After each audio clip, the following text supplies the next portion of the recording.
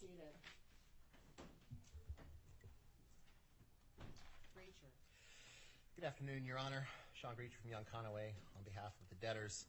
Your Honor, just two matters that are going forward today. One is a status conference, and then the other is a further interim DIP hearing. Start with status, if I could. I'd like to give an update first on animal welfare.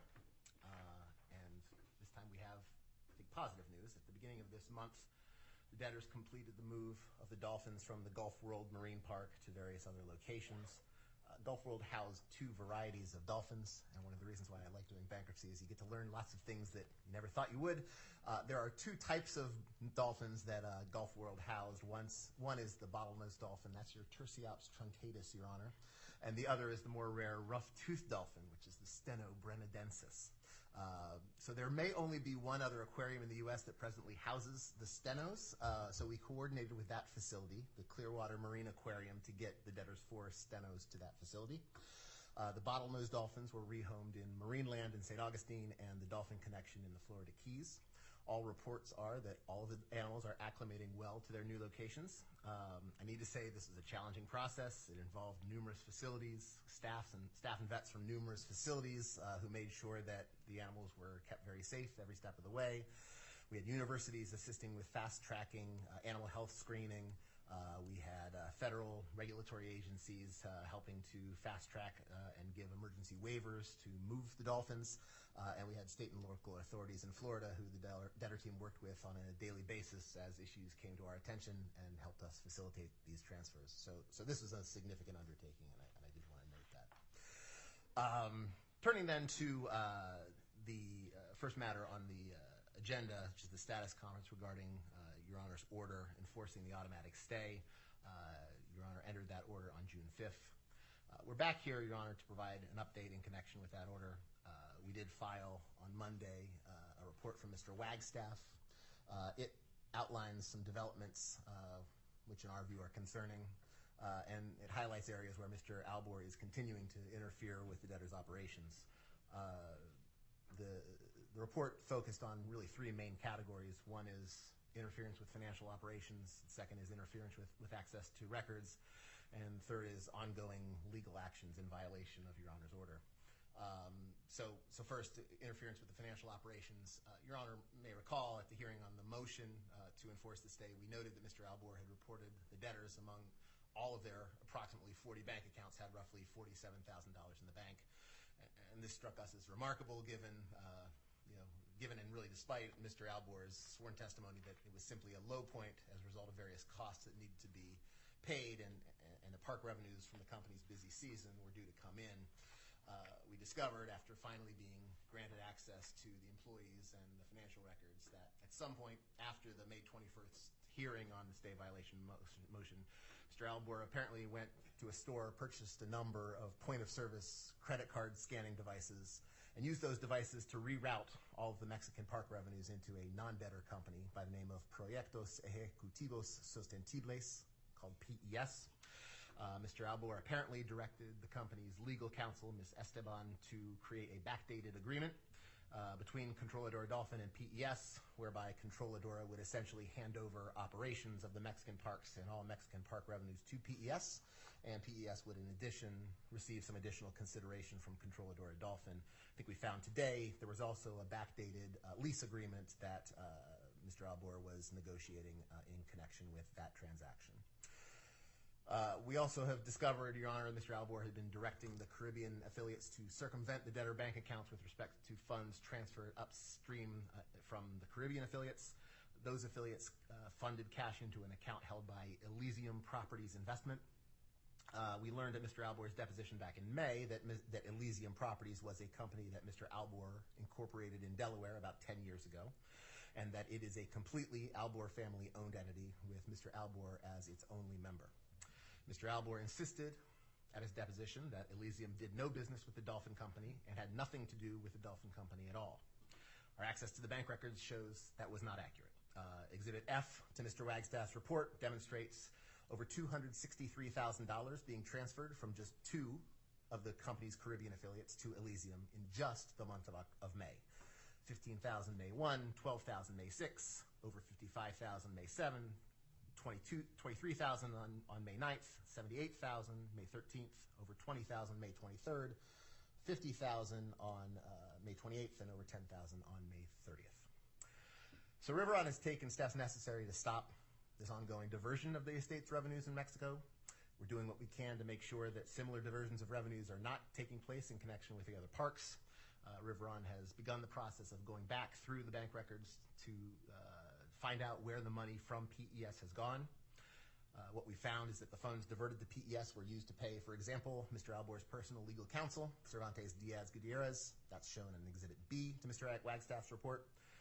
The bank records from the Caribbean parks demonstrate some irregularities as well. One example being a payment made to Mr. Harris Caston, who you may remember was here in court on May 21st, sitting right next to Mr. Albor as his personal attorney. There will be more, we suspect, as Riveron continues to peel this onion. Just this morning, as I mentioned, we found out about this lease agreement that was apparently signed and backdated.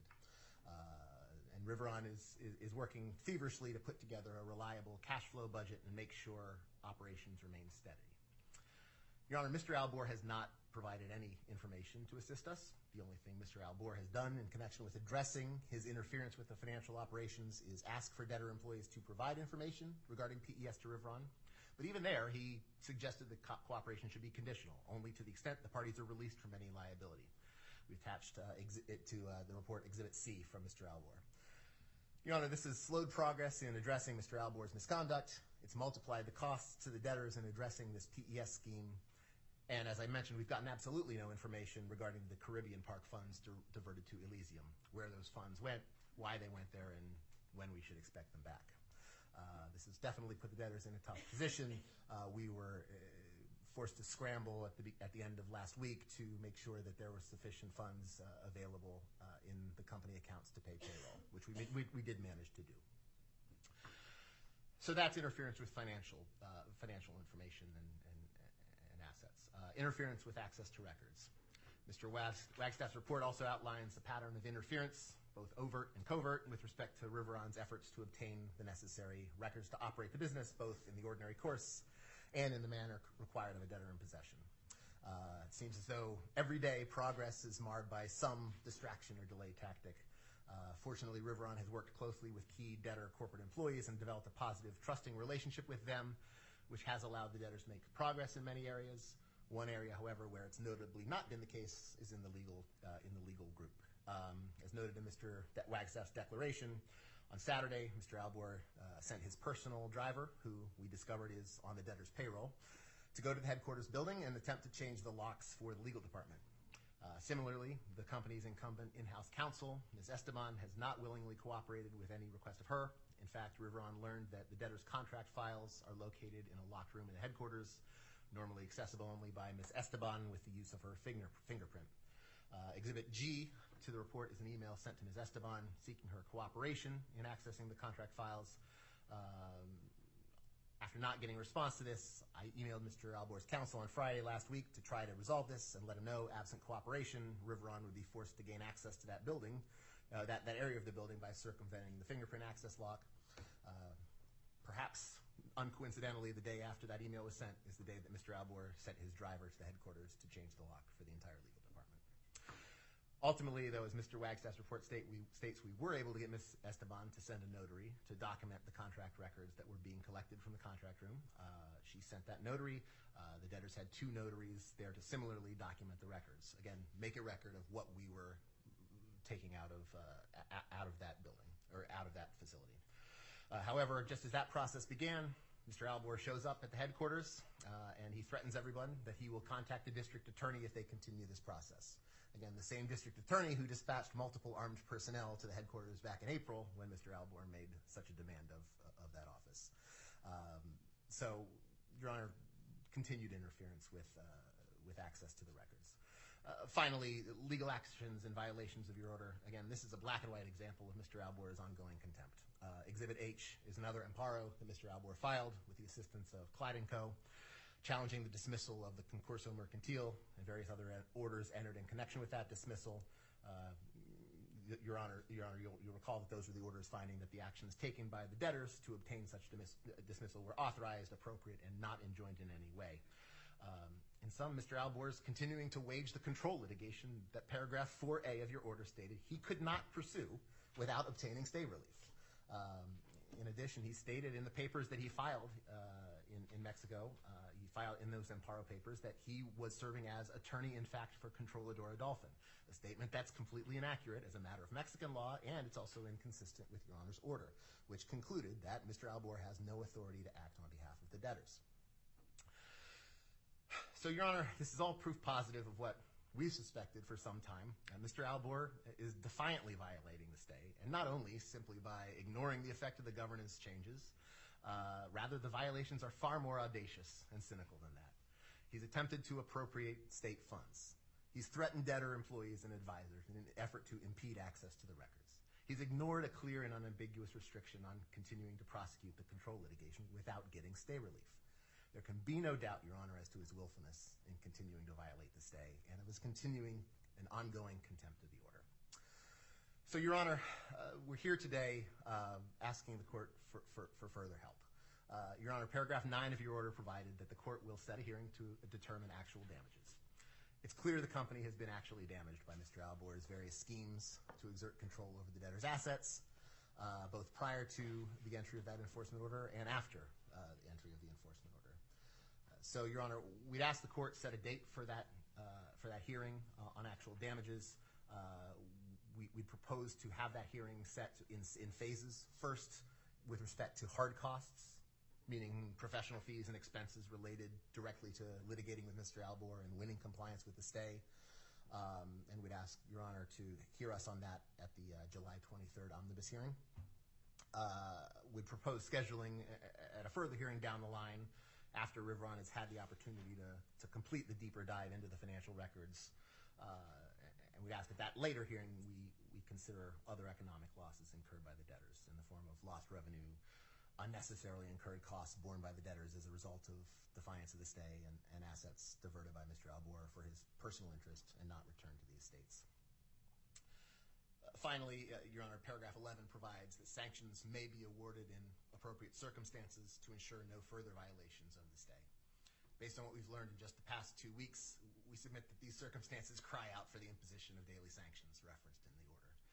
There doesn't appear to be any other way to impress upon Mr. Albor the criticality of complying with the stay.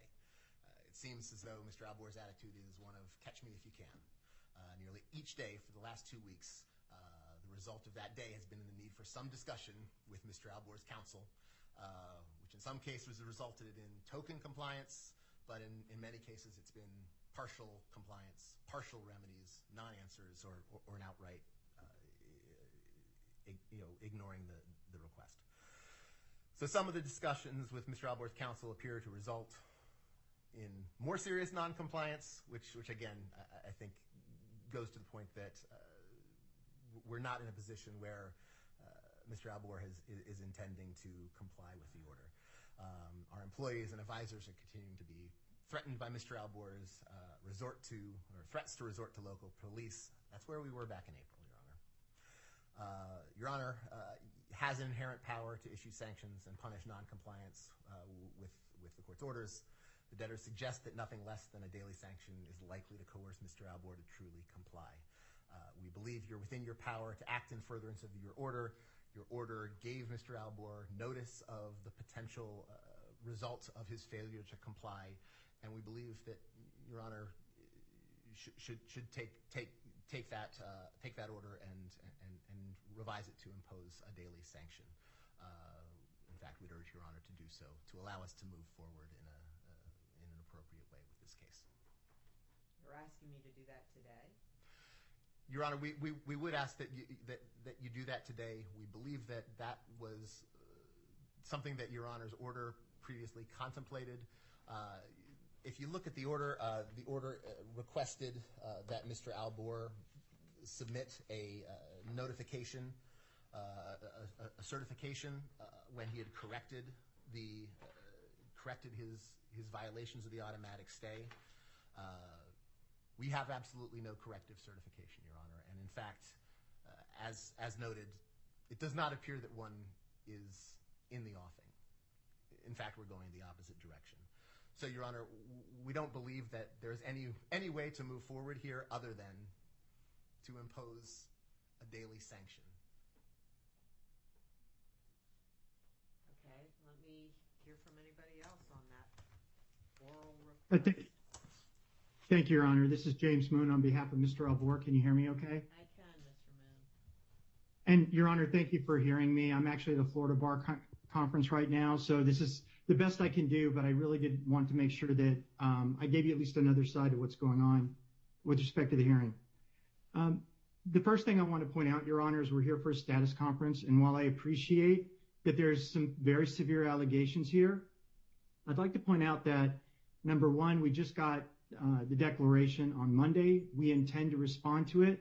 I can tell you I'm literally holding in my hand right now an English translation of an affidavit of the driver that they have accused of going to change the legal department door that has an affidavit that he was there for the personal office, not for the legal department. In fact, was blocked by security cards when he tried to go to Mr. Albor's office.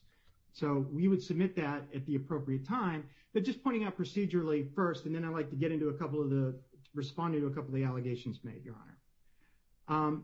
Your Honor, what's been alleged here are some allegations that there are continuing violations of the stay. And I'd like to put that aside and talk about that as opposed to violations of your stay enforcement order. If you recall at your hearing, Your Honor, you made a very clear distinction between allegations of stay violations that you wanted to see cease, and you made very clear that if there were any further violations of your order, you would consider daily sanctions. So I want to put those in two buckets. And you've heard today, Your Honor, that there's about three things that they're alleging that are problematic in the declaration. The first has to do with, I believe they said, access to records. Now, Your Honor, if you look carefully at Mr. Wagstaff's declaration, he alleges that Mr. Albor's personal representatives are the ones that are somehow advising the employees what records can and cannot be turned over. There are two points I'd like to make about that, Your Honor. First, you'll recall that pursuant to the order, Mr. Albor was to have his personal representatives in there to make sure that his personal records were not caught up in any records that were turned over to the debtors. So on some level, there had to be a gatekeeping function. Now, what was said and to whom, we don't know. That's not in the declaration. I would like a chance to test whatever those allegations are. But what we hear are that Mr. Albor's representatives said something about certain records. We don't know what. So I don't know if they were telling the employees, well, you can't turn that over because that's a personal record. You can't turn that over because that has nothing to do with the debtor's records. That's another legal entity. I don't know because we haven't taken discovery. So that's just a procedural point on that specific issue, Your Honor. The other thing is you may have heard there seems to be an issue with Ms. Esteban, who is the chief legal officer or was. It's not really clear to me what her status is right now. And she's filed, I think, some sort of a labor dispute or something with respect to being terminated. And so that's an issue all unto herself. She doesn't want to cooperate until she's paid. But that is not Mr. Albor's doing.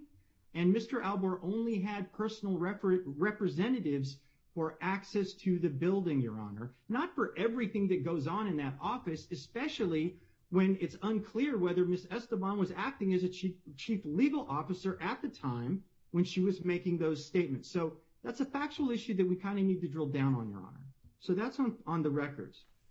With respect to the transfer to PES, Your Honor, that's an important point. And I will tell you that when I was notified of it, I immediately stepped into action. And I think Mr. Gritcher will back me up here. Nearly every time something has come up and he has reached out to me, I have immediately responded. In fact, Your Honor, I can tell you on one specific occasion, one of their employees sent me an email, copied with a few other people, telling me action that they were taking that I saw was clearly a violation of the stay order. I did not wait for Mr. Gritcher to contact me. I reached out to him. And I actually talked to Mr. Wagstaff, too, because that's how concerned I was about what I was seeing. I stopped it in its tracks. So I just want to be clear, Your Honor, it's not an issue that if they raise something, we're not trying to address it. We absolutely are. But let's talk about that PES, and let's talk about the Elysium transfers. Your Honor, those transfers occurred before your stay enforcement order. So they may be additional accusations of violations of the stay, but they are not violations of your enforcement order, and nothing has happened with those accounts since that time.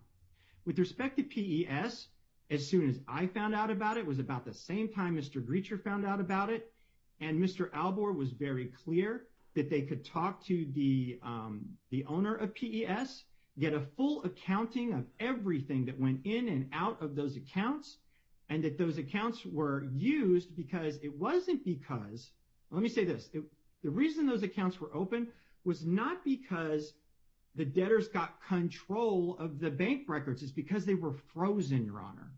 And what happened is once they were frozen and those orders, remember that April 4th order? They went to the banks, I forget the name of the largest one, but the BMBB or that one.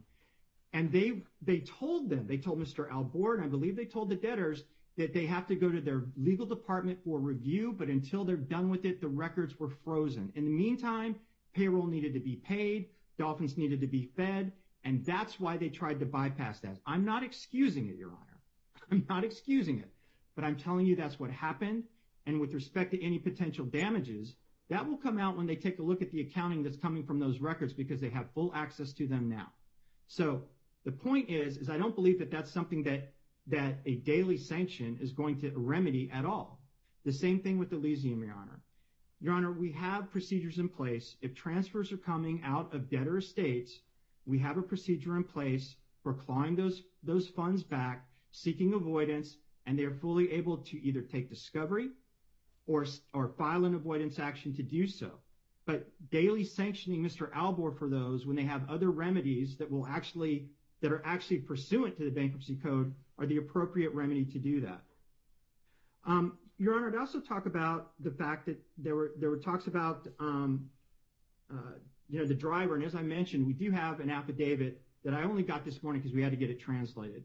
But it is an affidavit signed by the driver talking about the fact that he was not trying to change locks on the legal department. In any event, he didn't change anything. Those locks were not changed by that driver.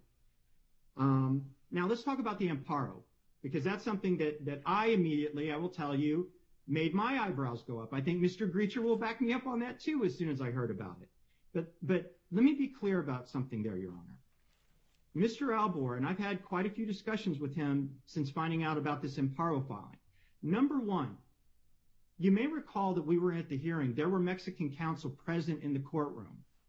Those counsel were from the Cervantes firm, CDA, which are Mr. Albor's personal attorneys. The attorneys that filed that amparo is Clyde & Company. Your Honor, I haven't even spoken with any of them since the beginning of this case. I don't know what they were doing. I don't know what their thought process was when they filed it. I have been trying to determine that, I assure you. But here's the point, Your Honor.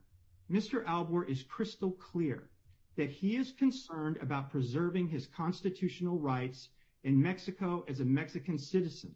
The actions that he took were on advice of counsel in Mexico. It certainly did not come from me, but he did get counsel from Mexico that were emphatic that if he did not file the amparo, when he did, he would have waived all rights to any of the dispute that he had. And Your Honor, I can give you a little bit more context of that. I'm not a Mexican lawyer, so I'm going to give you broad strokes here, but this is one of the things that I think at a further hearing you're going to want to hear about. But in any event, you know that there are a couple of legal matters that were pending in Mexico. One is a challenge to those March 28 corporate governance resolutions, and the other has to do with an amparo challenging the withdrawal of the concurso mercantil. Remember, this was not a dismissal. This is a withdrawal.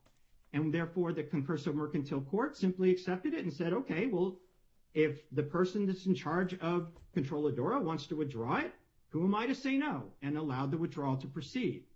That has been challenged in an amparo. The initial amparo on that matter was filed on April 23rd, but it wasn't admitted because of an internal appeal.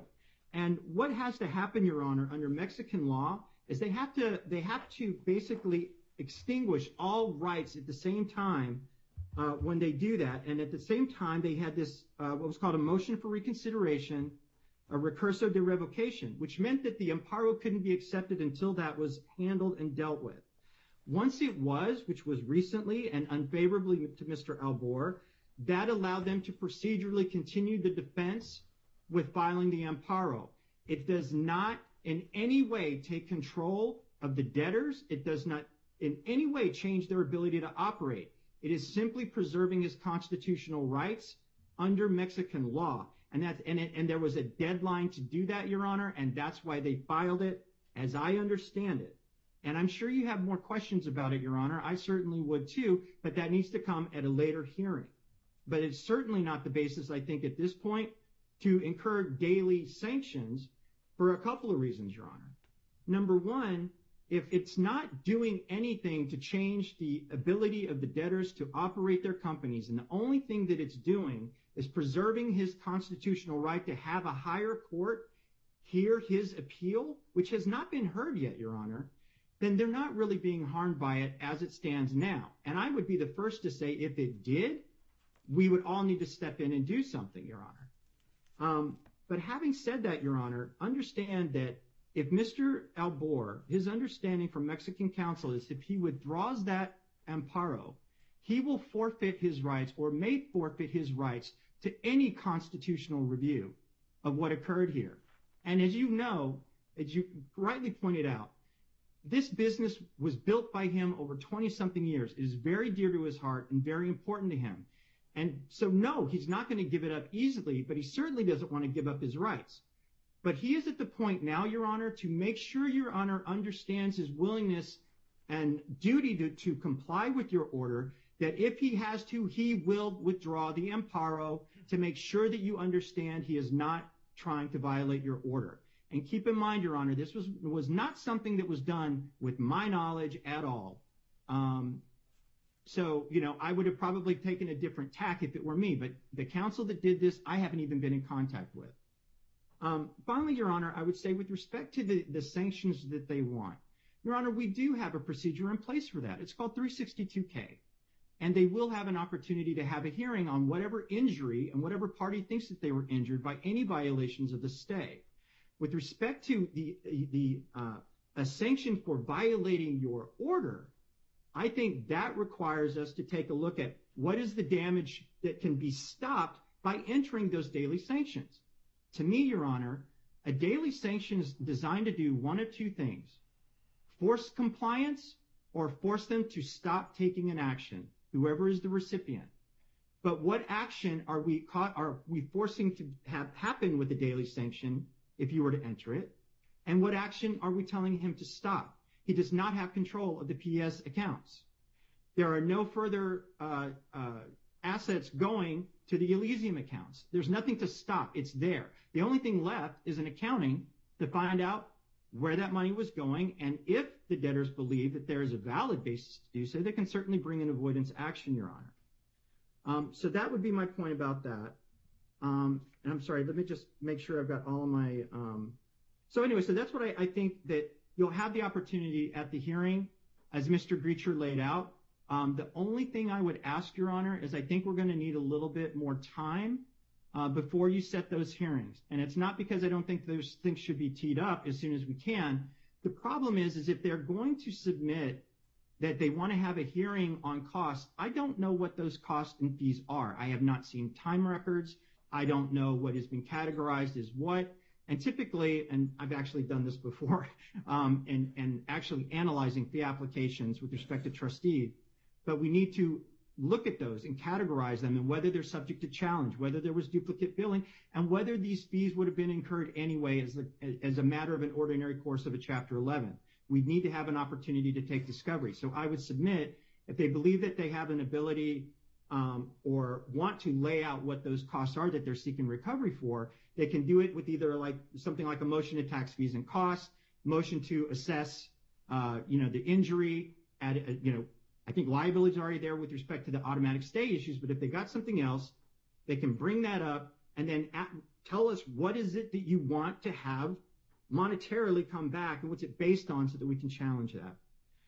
And finally, Your Honor, with respect to timing, the only thing I ask is for a little bit more time for Mr. Albor before you set that, and preferably after July, as a housekeeping matter. And I only raised it at the last of my argument because I didn't want it to get in the way of what I've had to say substantively. I will be being replaced as counsel. We are currently looking for substitution of counsel and working quickly on that, Your Honor. But as you can imagine, that's going to take a few days to get that, and we're going to need to have counsel up to speed with respect to what's going on in this case. As you can see, even in the past month, it can be very complicated very quickly. But I don't want Mr. Albor's substantive rights to be challenged. You can see just in the fee applications, the legal array that's, the legal power that's arrayed against them. He's going to need a little bit of time to get up to speed with his new counsel. So I'd only ask for a little bit of time for that, Your Honor. Okay, thank you. Anyone else? Good afternoon, Your Honor. Thomas Francella of Rainsville Mitchell on behalf of the committee. Your Honor, I would just like to support what the debtors are asking for in regards to the daily sanctions. These are very, very serious allegations that have been made against Mr. Albor, and it is severely interfering with the debtors' operations. And we're concerned about financially where is this going to go. With all this money being diverted, it's a major issue here. And that's why the lenders are having to ask for this additional dip. Because there's just not, if you don't have money coming in from operations, how do you operate a business? And at the end of the day, there's a lot of animals here that are at risk. Thank you.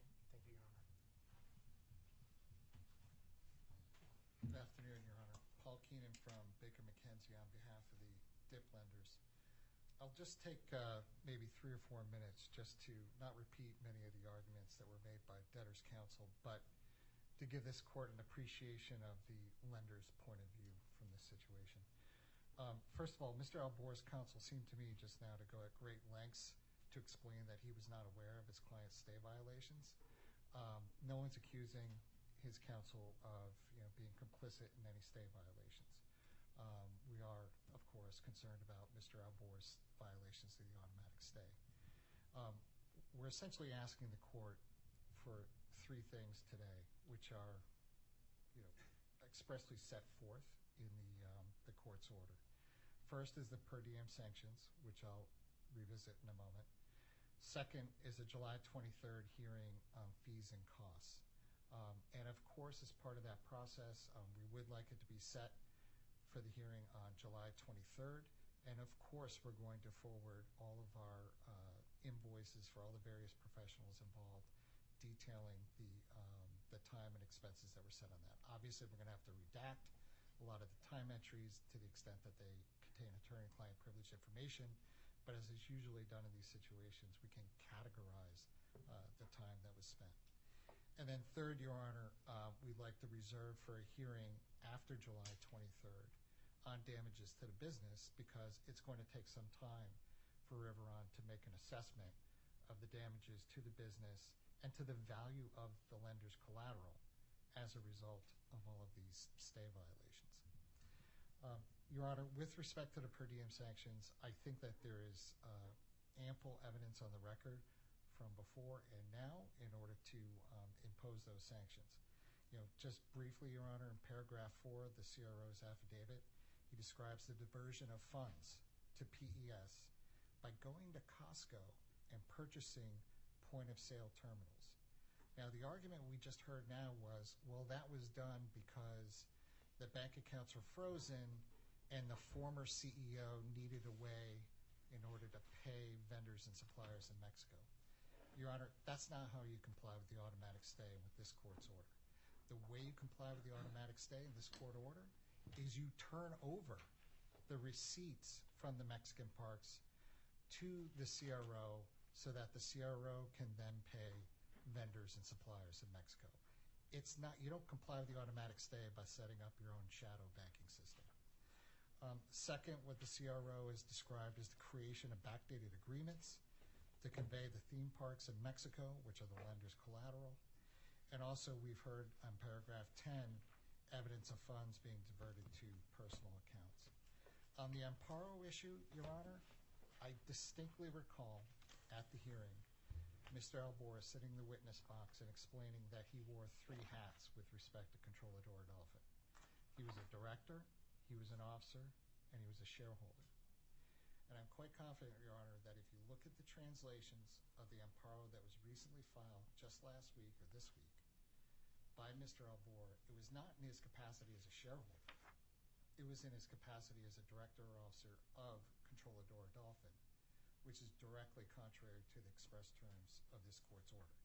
This court was very clear in that order in multiple places, stating that Mr. Albor should not hold himself out as a director or officer of Controlador Dolphin or pursue any legal proceedings perhaps on behalf of Controlador Dolphin. Your Honor, what I recall is that, Mr. Albor stated, and his counsel's primary argument at the hearing on stay enforcement was that Mr. Albor was acting in a good faith belief under Mexican law. It is very clear from this court's order that he is not to hold himself out as a director or officer of Controlador, and he is continuing to do that as evidenced by the amparo that was filed earlier this week. We also have the CRO's affidavit testifying that he installed POS machines as early as April, and he was continuing to use those POS machines even after this court entered the stay enforcement order. And I would submit to the court that those two things are not actions that one takes in a good faith belief of Mexican law. They're directly, there's no way that, when you have courts in Mexico and the court here, because remember, also it's in the court orders in Mexico that he is not to hold himself out as a director or officer of Controlador. So, Your Honor, the dip lenders here are in a bit of a quandary, right? These stay violations, and we have to remind ourselves, we're 3 months into this case. And this case was filed, I believe it was March 31st. So we're 3 months into this case, and we are still dealing with brazen stay violations on a daily basis. We do have control of the parks in Florida. We do have control of the parks in Italy.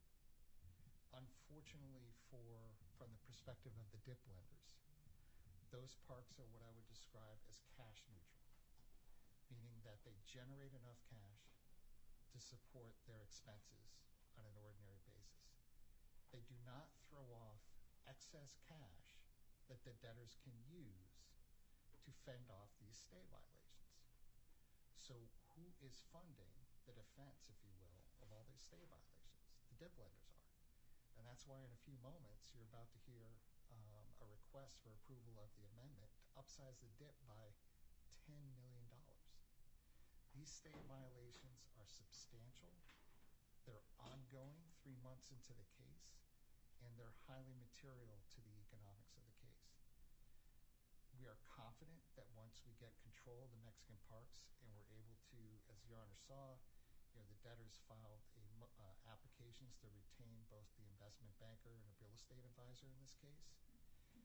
We are hoping that what will happen is that this case will pivot from one being about trying to suppress stay violations to one that's going to be about selling the assets, right? And once those assets are sold, hopefully money will come into the state and be able to pay the dip loans down. But right now, from the perspective of the dip lender, left unchecked, these stay violations will go on for weeks.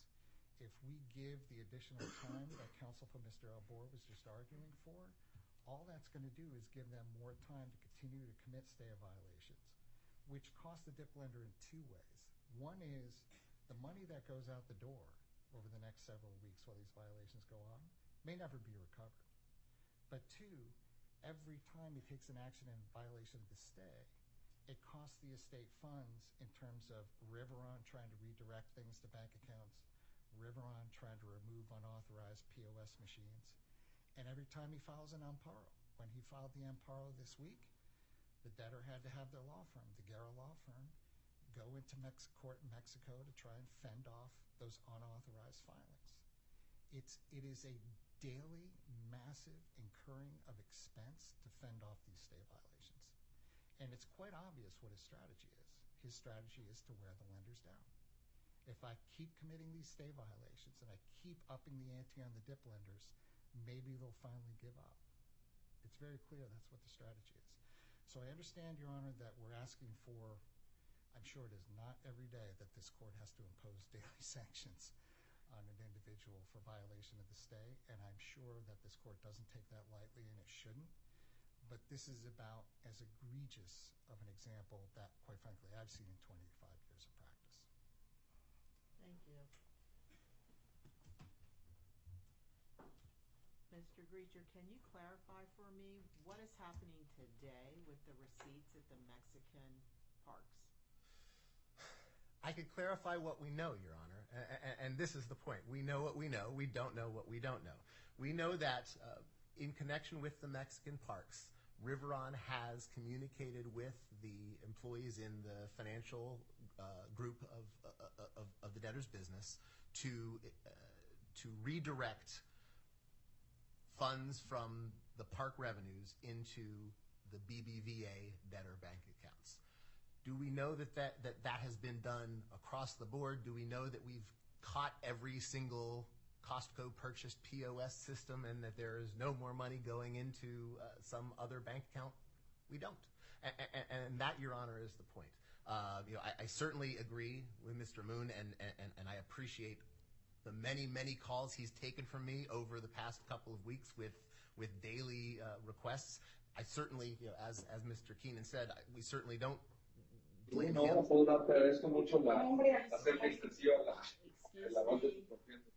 Excuse me, I hear someone's conversation. Please mute your phones, your computers. Thank you. But frankly, the fact that Mr. Moon is going to be withdrawing from this case gives me even greater concern that he's not going to be there to answer those questions. So we are working to get information, and Mr. Moon has assisted with giving us this information, I think, as best as he can get it. But we certainly don't have answers. We don't have answers across the board as to whether we've caught all of these POS systems. We don't have answers as to whether funds from the various Caribbean subsidiaries are being sent to Elysium or being sent elsewhere. We don't have control over Elysium. We don't have access to Elysium. So you ask a great question, Your Honor, and it's one that I don't know if I have the answer to. And it's why, Your Honor, we suggest that a sanction is necessary. Okay, and when does the sanction end? How do I know when there's compliance done? Well, Your Honor, what I would suggest is that you certainly have the ability to fashion this in the way that you think best. One option, I think, would be to set a hearing at some point within a week, 2 weeks, whatever the time may be, and we come back, and if we need to have an evidentiary hearing on whether he's complied or not, we can. And if he has, perhaps you'd say, I'm not going to impose the sanction. Again, the purpose here is to get compliance, is to get full information. But I'm trying to figure out what our procedural posture is. The debtor is choosing the procedural posture in which it's putting things in front of me. I am not. And this fine him $10,000 a day, okay, when do I know that it stops? Okay, and that's what I'm trying to figure out. And I'm not sure, and the debtor so far hasn't given me something that I can do. Listen, I am not happy here. I am not happy that I am learning about the diversion of estate assets, a clear violation of the automatic stay. I am not happy that I'm hearing that there is a lawyer for the debtors who seems to be, and I say seems to be because I have no evidence, obstructing the debtor's access to books and records, contracts, areas in the headquarters facility that the debtors should have access to. It's not clear to me, quite frankly, that Mr. Albor is not the impetus of all of this, that he is not creating the situation. It's not clear to me that he isn't, in fact, creating a situation where the employees are not cooperating. But this is somewhat of an amorphous kind of situation, okay? And I don't have any evidence in front of me today.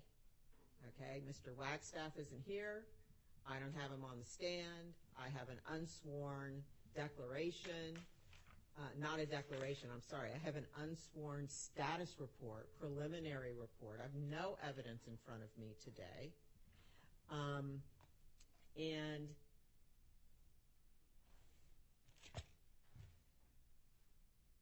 there are procedures for a debtor to follow. But I've got to have evidence to support the debtor's positions. Although I will say, it sounds to me as if in fact Mr. Albor is violating the state and possibly violating my order. When I drafted the order, I assume both sides that and the attorneys recognized, I carefully went through each side's draft order to make certain that I was comfortable that I had evidence to support what was in the order, and quite frankly, where I could, I chose language from Mr. Albor's proposed order, hoping that that would mean he would be more likely to follow it. That may not be the case from what I'm hearing. So I have grave concerns here about Mr. Albor's behavior from what I am learning, though I don't have evidence yet on what was in the CRO's status report. And I, of course, as we all know, have concerns about the animal welfare here. I'm just not sure what the debtor has given me, and certainly what authority the debtor has given me, to impose on an oral motion at a status conference with no evidence the sanction it wants. I am very happy to schedule, and I will schedule a hearing on July 23rd. And Mr. Moon, I understand that may create a time crunch for your successor, but so be it. That is because of Mr. Albor's conduct and not the debtor. So I will have that. Of course, any damages the debtors seek at that time, there should be immediately forwarded so that counsel, whoever it is, has the opportunity to take a look at it and challenge it, and that will be an evidentiary hearing. Mr. Moon, you can tell your client that I think you have represented him very well, and that I personally think it's a shame that you are going to be replaced, but unfortunately for your successor, he's going to have to just get in and get up to speed and deal with things. And let me add this. I think I said it before, but it is not workable to every day have to call Mr. Albor's counsel to report on something. And quite frankly, that shouldn't be counsel's function. That is not counsel's function, to be the emergency call every time Mr. Albor decides to do something. So we're in a situation that is quite frankly somewhat untenable. And even if I don't impose a fine today, that doesn't mean that I won't retroactively impose a fine starting today. So Mr. Albor should be apprised of that I may retroactively, depending on the evidence I hear, impose a fine beginning today. Thank you, Your Honor. If I could just add one more thing, because Mr. Albor wanted to make sure I made this point, and I missed it in my first presentation. But he has directed me previously, and I have spoken with Mr. Greacher, of his willingness to try to work with Mr. Wagstaff and talk with him directly, because he believes that there are some of these issues he can resolve directly if they just talk. He also believes there might be some issues because of his experience with the vendors and the issues that these parks have with assisting in the success of these parks. And he also told me he actually has had a conversation with Mr. Wagstaff. I see Mr. Wagstaff is on the Zoom, so maybe he can confirm it. But they have spoken by phone and had discussed maybe meeting when Mr. Wagstaff got back from, I believe it was in Canada. So at least on that level, I'm hopeful that we can like tone down the litigation aspect of everything that's occurring with every time there's a question. And some of these questions can be resolved at the business person level as opposed to the legal level, which I always think is a much better way to do it. But I'm just pointing that out for your honor so that maybe you could make the representation or have your thoughts as you would think that would be a good thing that they do talk. And I realize there's a trust issue, but we don't get anywhere if we're not talking. Mr. Moon, talking is fine and it should occur at the business level, but what is there to talk about? Okay, that's the question. What is there to talk about? Mr. Wagstaff I've forgotten.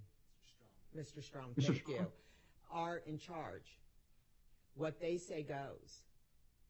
Mr. Albor should no longer be involved in the debtors and their operations, what happens on a daily basis, the receipts from the parks, or quite frankly, even, as I say this, the welfare of the animals. It's no longer his concern. It just isn't. So there is nothing to talk about, okay? So Mr. Albor needs to understand that he is not in charge. He is not in control of the operations of these debtors. Those decisions are in the hands of Mr. Strom and Mr. Wagstaff. And he should not be communicating with employees to suggest in any way that they not cooperate with Mr. Wagstaff and Mr. Strom and their representatives. All communications, all direction should be coming from Mr. Strom and Mr. Wagstaff. So while Mr. Albor can certainly have a discussion with Mr. Wagstaff, it's not a negotiation. I agree with that, Your Honor, and he wasn't even suggesting that. He was just suggesting, as he comes into this business and trying to deal with the vendors and all the issues that come up, that he may have some experience that he can bring to bear to help because he does care about these companies. I'm simply conveying that message. It's not to try to exercise control. It's because he really does care about these companies. And I can tell you, just from my discussions with him, and you can imagine over the amount of years that he's been with it, it's been a bumpy ride at the end here. But I don't question at least that he does care about the animals, Your Honor. So. Well, I understand that, and I appreciate that. But at this point, if Mr. Wagstaff needs some assistance or thinks that Mr. Albor's knowledge and history is helpful, I'm sure he'll reach out. At this point, though, Mr. Albor needs to step back, and he needs to let Mr. Wagstaff and Mr. Strom take control and not interfere in any way with the operations of the company. So I don't know that I can enter an order today, but I hope I've been real clear on what I expect. And I will not hesitate to, in essence, retroactively fine Mr. Albor if I find it appropriate. Your Honor, if I may, Paul Keenan from Baker McKenzie on behalf of the DIP lenders. One variation to what Your Honor is contemplating is that we could impose the daily fine today, which he could purge by showing full compliance with the stay at a later date. Because if you look at your order, Your Honor, what it says is that Mr. Albor is to take the corrective measures that are listed, in paragraph 4. And then in paragraph 7, it states that Mr. Albor is to file a corrective certification. This order came out on June 5th. It's now June 24th, I believe. It's been 3 weeks.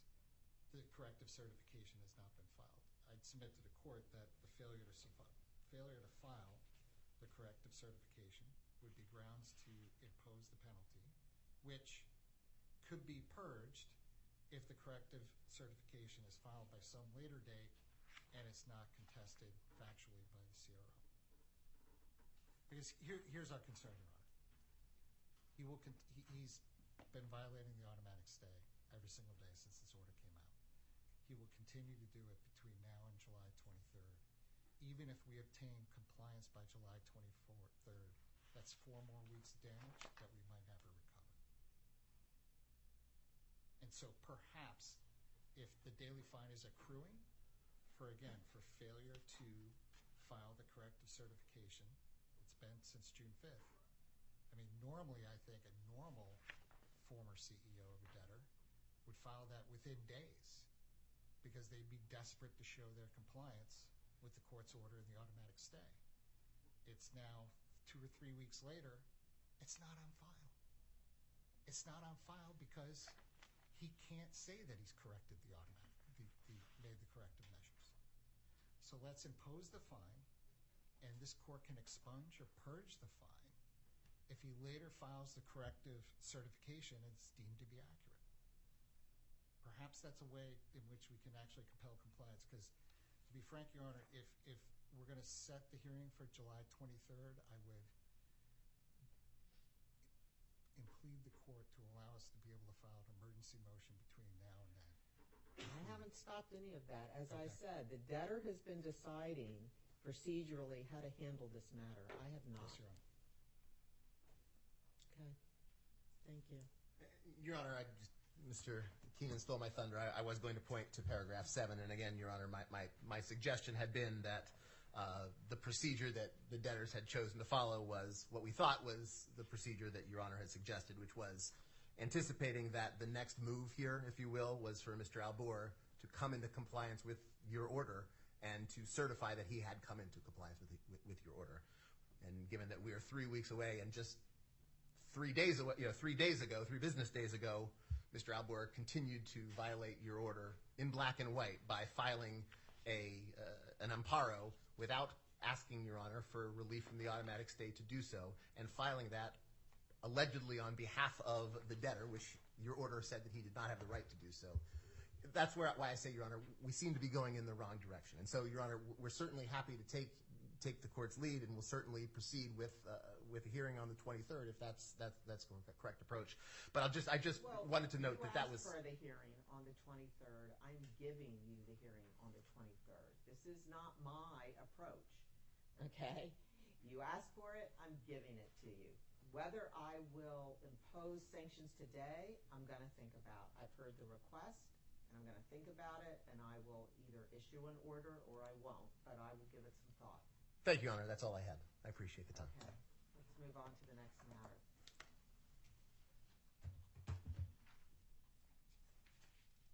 Your Honor, if I may, I think that there's nothing else that requires me to be here. I'd just like to ask to be excused, if that's okay. Yes, certainly. Thank you, Your Honor.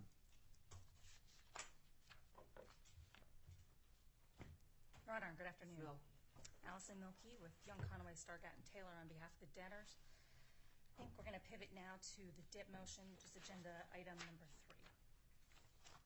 3. Now, I'll keep my comments brief. We're now on the 4th iteration of our interim order. As has been previewed previously with the court and obviously today, given ongoing litigation efforts and the enforcement compliance efforts in this case, the debtors are in need of additional liquidity and funding to prosecute the Chapter 11 cases and to operate their businesses. As you heard today, the debtors have obtained access to their Mexican records and bank accounts, and they are obtaining access to the revenues that are coming in as far as we know. So hopefully that will be easing some of the burden going forward. The River Run team is working closely with their Mexican counterparts to determine cash flow needs and that kind of thing, and are working on a prospective budget for later on. And we'll be updating the budget as additional information becomes available.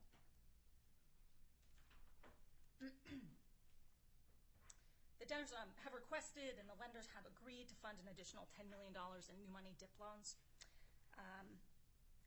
The debtors have submitted a budget in support of that additional commitment, along with a declaration from Mr. Wagstaff detailing the funding need, the debtors' liquidity constraints, the challenges that the debtors have faced in these cases, and the debtors' limited ability to source financing from alternative sources. Mr. Wagstaff has been in Mexico dealing with operational issues for the past week or so. He is currently en route from Mexico. We did ask the court for accommodations so that he could attend by Zoom today. He is present on Zoom and available for cross-examination if necessary, although we understand today, which I'll get to in a moment, that there are no objections to the relief requested, so I don't anticipate that anybody will need to cross-examine him. So if there's no questions from the court, we'd like to move Mr. Wagstaff's declaration into evidence at this time. Any objections? I hear none. It's admitted. Thank you. Your Honor, the debtors submit that the facts of these cases, additional financing at this point is imperative to pay payroll, to satisfy operational expenses, et cetera. It's also important in this case, Your Honor, to fund a sale process. The debtors believe at this point that we are at a pivot in the Chapter 11 cases and that we can start to focus on more traditional Chapter 11 efforts.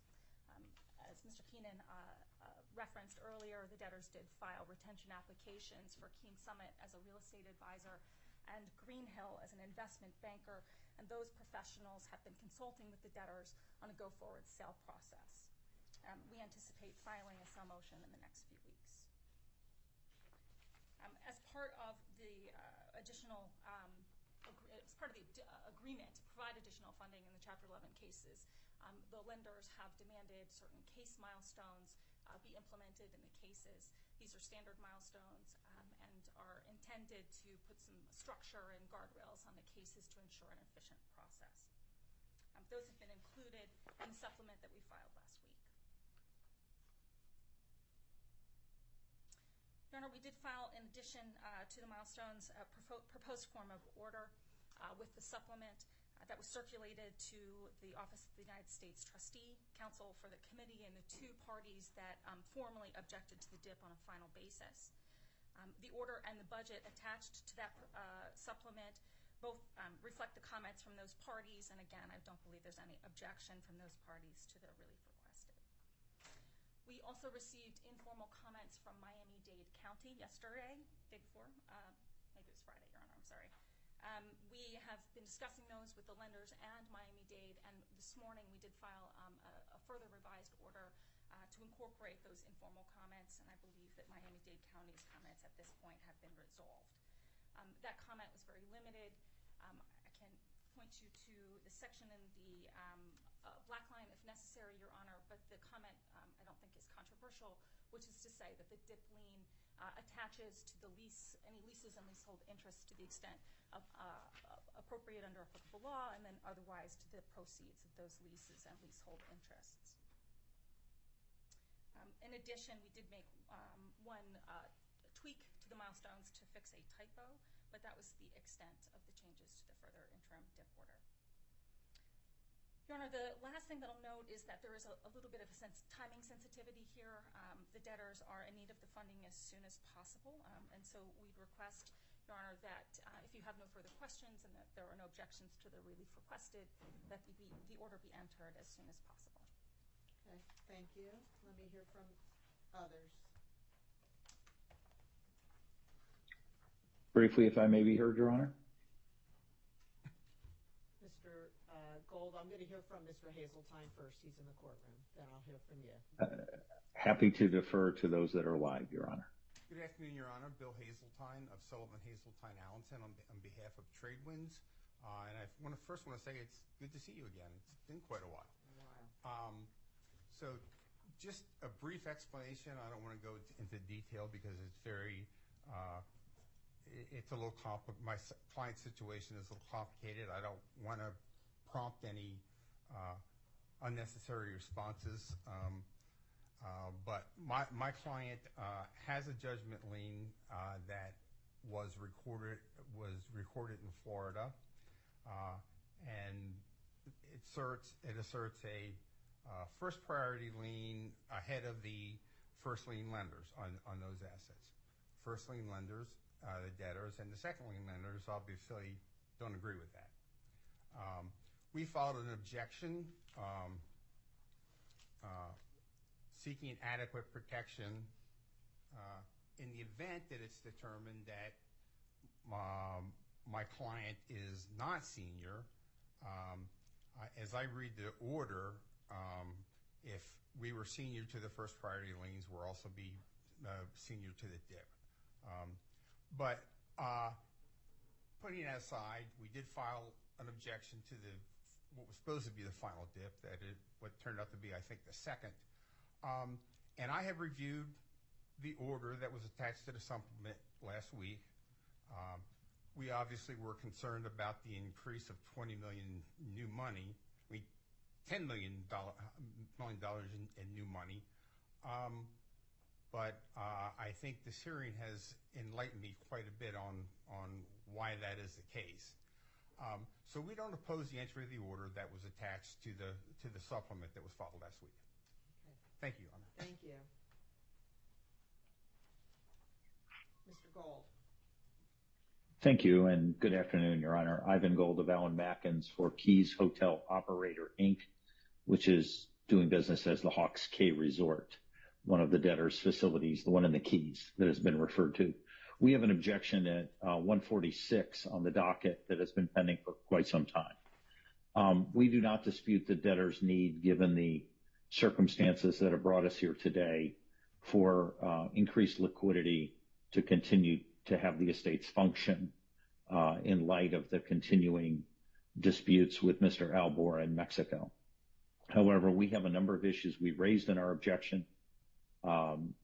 The ability of the lenders to seek to impose a lien on a license agreement, which we contend is not valid under Florida law, as well as the Bankruptcy Code. The adequacy of the budget, which is, to say the least, a moving target under the circumstances of these cases. Whether and at what point a 506C waiver may be appropriate, we've asked for adequate protection.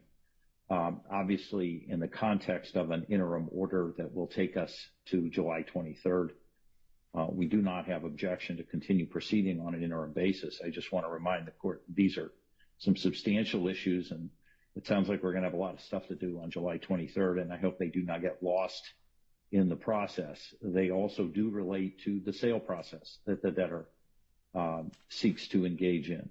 Obviously, our concern is in the context of a license agreement under Florida law, whether this is even a transferable interest under the terms of the document.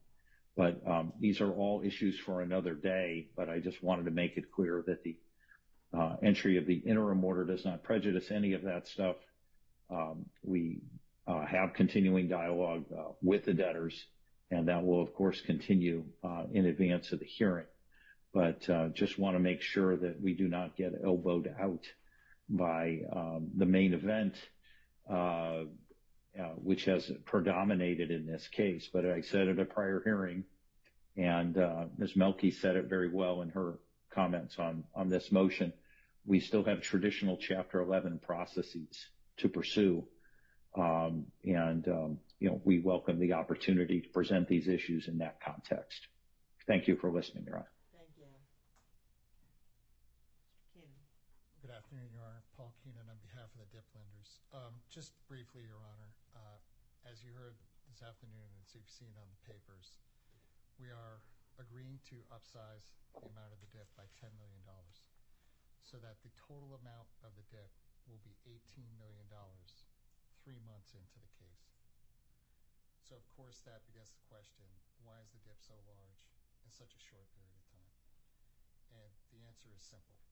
The answer is that the parks outside of Mexico are the ones we can control, the debtors can control, and those are the parks that I would describe as cash flow neutral. The park that has 1.7 million visitors a year and generates a majority of the company's revenue are the parks that are located, the dozen or so parks that are located in Mexico, over which the CRO is trying to still wrestle control. Your Honor, I would like to point out that there is an event of default in the DIP, whereby if the debtors lack control over their assets, that can be declared as an event of default. We are not declaring that event of default now, although we probably could, and we certainly don't have any intentions to do so in the near future. However, I just wanted to make it clear at this hearing that we're not waiving our ability to call that event a default. We're not going to fund litigation against Mr. Albor ad infinitum. But I think you can very well see that Mr. Albor's strategy here is to try and wear the lenders down. And, for that reason, I would, I don't want to ask the court up front, but it is entirely possible that we may be working with the debtors for some kind of relief between now and the 23rd. The 23rd is a long time from now. I'm here. Okay. People Thank know you, how to Your get Honor. me. All right. Okay, thank you. Anyone else? Okay. I'm going to approve the DIP with the revised form of order. This is another interim DIP. The need has been shown by the declaration in support, as well as the representations of counsel. There's no objection on an interim basis to this. The two objectors' objections are preserved for a final hearing or a future hearing on another DIP. And I did review the limited changes to the previous form of order. They do seem pro forma and resolve an informal objection. So I will approve the DIP again on a further interim basis. Thank you, Your Honor. The only administrative comment I'll make is that I believe my office is uploading that order as we speak, so it'll be ready for you whenever you're ready. That's fine. I'll take a look at it. We'll get it entered this afternoon. Very well. Thank you very much. Thank you. And I believe that's all we have for today, so we're adjourned. Thank you, Your Honor.